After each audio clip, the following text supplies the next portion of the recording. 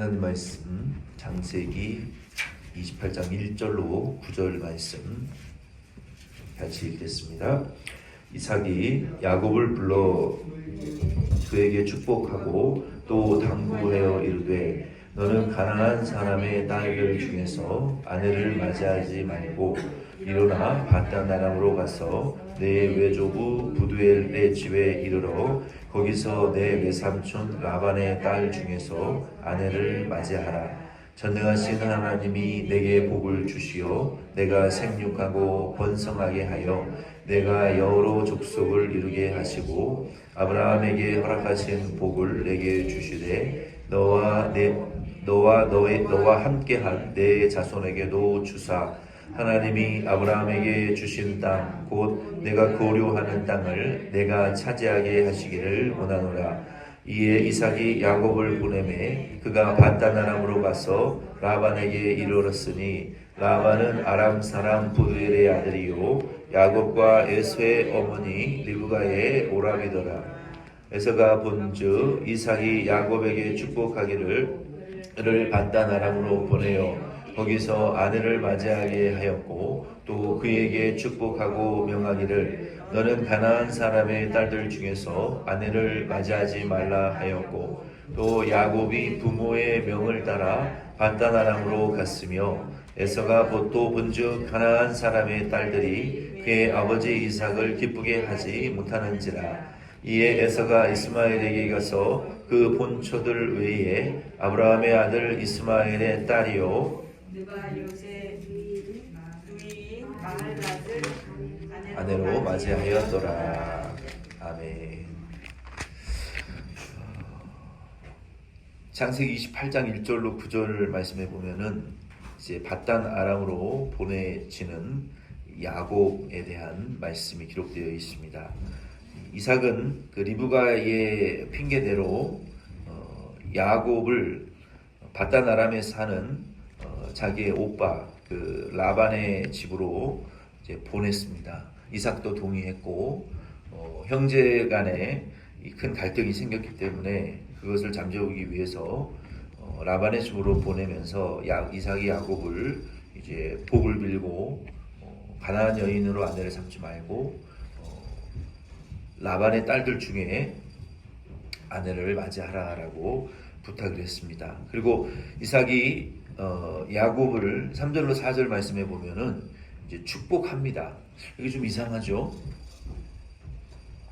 이미 27장 2727 창세기 27장 27, 28절 말씀해 보면은 전장이죠. 2727 사건. 야곱이 에서의 장자권을 뺏고 하나님의 뜻은 그가 축복받는 것이었지만 아버지에게 이미 복을 받았어요. 축복을 받았단 말이에요. 그렇죠? 창세기 27, 27절에 보면은. 근데 왜 또 축복을 하냐? 이미 축복을 받았는데. 그 축복의 내용은 또 무엇이냐? 이 축복의 내용을 들었던 야곱은 무슨 생각을 했을까? 여기 3절로 4절 말씀의 축복의 내용에 보면은요. 창세기 27장 27절로 29절 내용하고 거의 똑같은 내용의 축복을 합니다.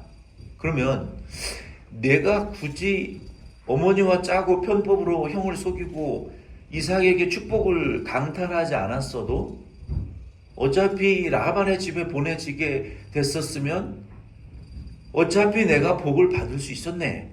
이런 생각을 하지 않았을까요? 괜히 형을 속이고 아버지를 속이고 엄마와 거짓말로 아버지의 축복을 받았네. 하지 않아도 될 짓을 내가 했네 라고 아마 생각했을 거예요. 창세기 28장 3절로 4절 말씀의 내용에 보면은 전장 27절로 29절의 내용하고 똑같은 맥락인데 그 내용은 하나님이 너에게 복 주시기를 원한다.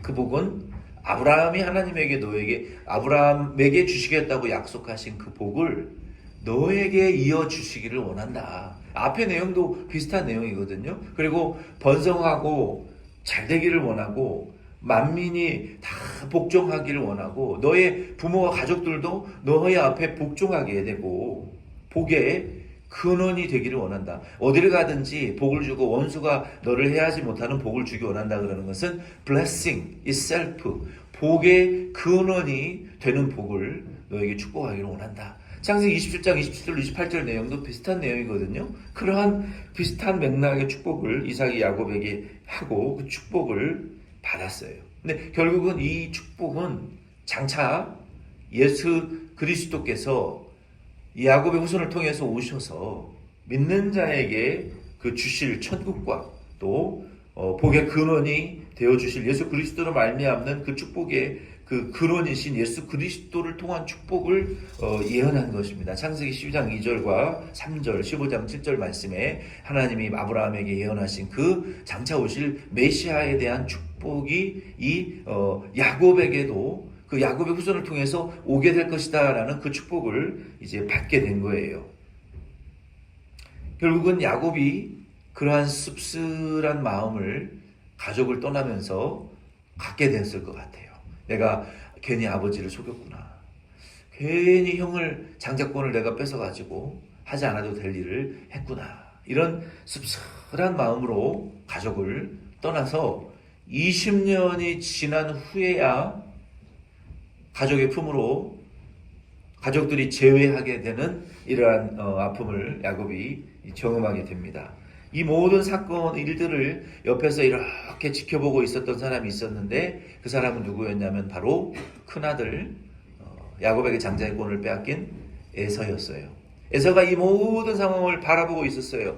장자권도 뺏기고 아버지에게 축복을 받더니 이번에는 라반의 집으로 떠나기 전에 야곱이 또 축복을 받는 내용을 비니까 전에 빌었던 축복의 내용이나 오늘 받은 축복의 내용이나 똑같은 좋은 축복을 받았단 말이에요. 근데 자신은 기름지면서 멀어지고 하나님의 은혜에서 떨어져 나가는 정말로 복 아닌 그런 찌꺼기도 만도 못한 그러한 복을 자기는 받는데 야곱은 두 번이나 축복을 받고 독립하게 되는 이러한 광경을 옆에서 참 바라보던 그 에서가 이제 어떤 행동을 하게 되냐면은 6절로 9절 말씀해 보면은 에서는 효자였어요. 효자.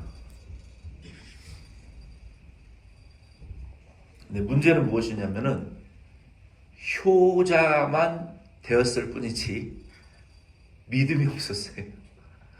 우리 주변에도 그런 분들이 있어요.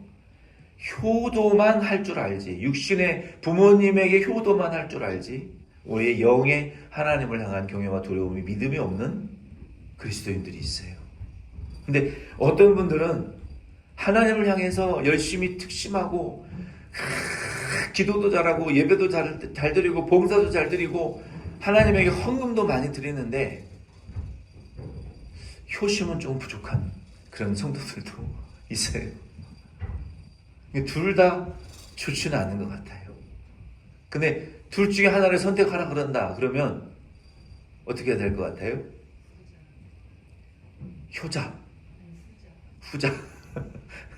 그렇죠. 우리가 둘 다 우리가 균형 있게 성경적으로 잘해야죠. 하나님을 우리가 영의 아버지 하나님을 가장 사랑하고 공경하고 두려워하고 우리가 하나님을 섬기는 하나님의 자녀가 되어야 되고, 그리고 유대인들처럼 고르반, 나 하나님에게 헌금 드렸으니까 부모님 드릴 용돈 없습니다 하고 있으면서도 용돈 안 드리는 그리스도인이 되면 안 된다는 것이죠.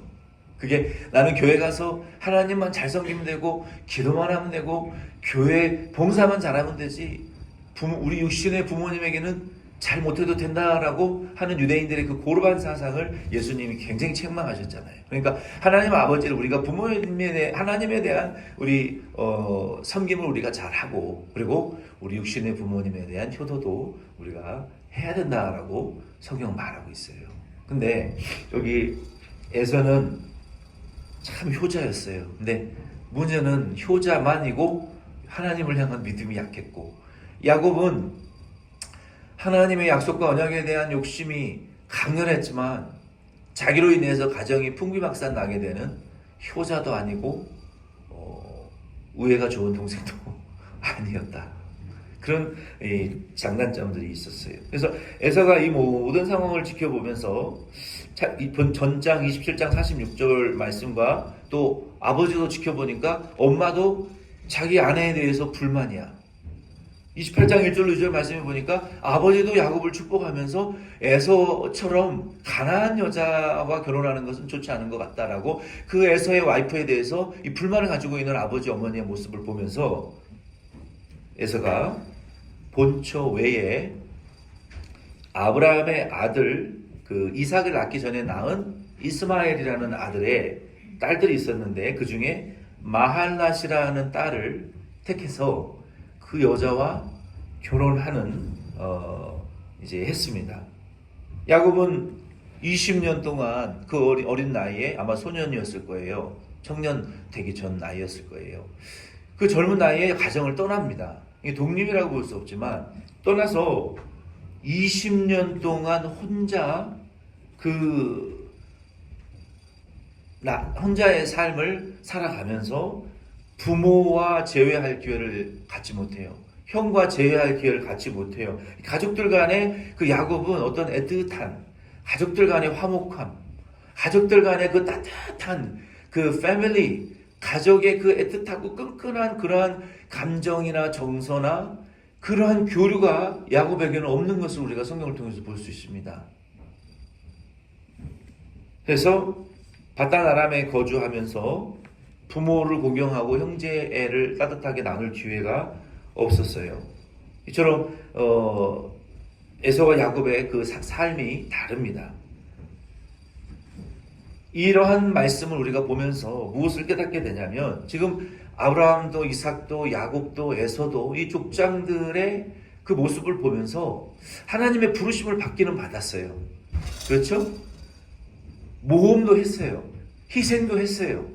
다 버리고 포기하고 이 새로운 그 프론티어 개척자의 삶을 하나님의 부르심을 받고 움직였단 말이에요. 집도 형제도 고향도 땅도 다 버리고 터전도 버리고 이민자의 삶을 선택적으로 이민자의 삶을 살며 새로운 기반을 닫고 또 인간관계의 그 새로운 터전에서 갈등을 갖기도 하고 왕과의 갈등도 있고 그리고 부모와 자녀 간에 자녀와 부모 간에 형제와 형제 간에 이러한 아주 심각한 인격적인 오류와 이러한 비인격적인 가족들의 모습들을 우리가 보면서 하나님의 부르심을 받고 지금 나아가는데 그 모습 가운데 우리가 깨달아야 될 것은 무엇이냐면은 그들의 그 비인격적이고 비윤리적인 행동 가운데에서도 하나님의 구원의 역사를 하나님이 독단적으로 이끌고 가시는 모습을 우리가 발견하는 거예요. 족장들 아브라함도 비인격적인 모습이 있고 이삭도 야곱도 정말로 폐륜적인 이러한 모습들이 있지만 그러한 인간의 윤리적이지 못하고 바르지 못한 인간의 인격 속에서 하나님의 구원의 역사는 여전히 흘러가고 있더라. 그 구원의 역사를 하나님이 이끌어가고 있더라라는 모습을 우리가 발견하면서 이것이 하나님의 구원의 은혜의 역사구나라는 것을 우리가 발견하실 수 있는 저와 여러분 되기를 바랍니다. 하나님은 그 인간의 비인격적이고 비윤리적인 면들을 사용하시지 않아요. 그럼에도 불구하고 하나님은 일하시더라. 그럼에도 불구하고 하나님은 구원하시더라. 아멘이십니까? 그러니까 우리도 나의 모습, 옆에 있는 성도님들의 모습, 내 가족들의 이 비인격적이고 비윤리적인 모습을 보고 실망하지 마시고 실망되어지죠. 무슨 소망이 있겠느냐라는 생각이 들죠. 그러나 우리 가운데 역사하고 계시는 하나님의 역사하심과 은혜를 여러분 발견하시기를 바랍니다. 그걸로 끌고 가는 거예요. 그걸로 교회도. 그래서 로마서 9장 10절로 18절 말씀 이하에 보면은 바울이 리브가를 지금 언급하고 있어요. 로마서 9장 10절 말씀에 보면은 그뿐 아니라 또한 리브가가 우리 조상 이삭 한 사람으로 말미암아 임신하였는데 그 자식들이 아직 나지도 아니하고 여기 중요한 말이 있어요. 무슨 선이나 악을 행하지 아니한 때에 택하심을 따라 되는 하나님의 뜻이 행위로 말미암지 않고 오직 부르시는 이로 말미암아 서게 하려 하사 리브가에게 이르시되 큰 자가 어린 자를 섬기리라 하였나니 기록된 바 얘가 야곱은 사랑하고 에서는 미워하였다 하심과 같으니라. 그런 거예요. 그러니까 야곱과 에서가 태어나기도 전에 에서와 야곱이 큰 자 작은 자가 존재하기도 전에 하나님이 먼저 에서와 야곱은 없었던 때예요. 그 차별이 있는 게 아닙니다. 그때는 에서와 야곱이 존재하지 않았던 때예요. 그러니까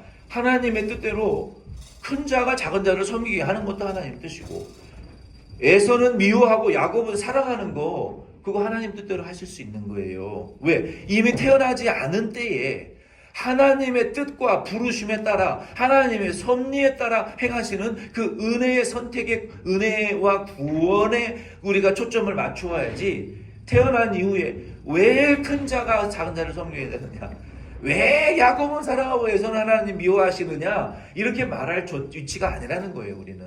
그래서 우리의 인생도 하나님이 우리를 은혜로 우리를 선택하셨고, 은혜는 우리를 부르신 거에 초점을 두고, 왜 나는 금수저가 아니고 왜 나는 저 좋은 환경에서 태어나 신앙생활 하지 않아, 이런 말 하지 말고, 우리가 태어나기도 전에 우리를 선택하셔서 우리를 예수 믿게 하시고 구원하시고 은혜 입혀주시고 하나님의 자녀 되게 하신 그 하나님의 선택과 은혜에 집중하고 초점을 맞추어서 인생을 살아가라는 거예요. 그 은혜 그리고 이끌심을 받아서 살아가라는 거예요. 우리가 야곱과 에서를 통해서 이러한 하나님의 은혜의 관점으로 성경을 바라보실 수 있는 저와 여러분 되기를 부탁드립니다.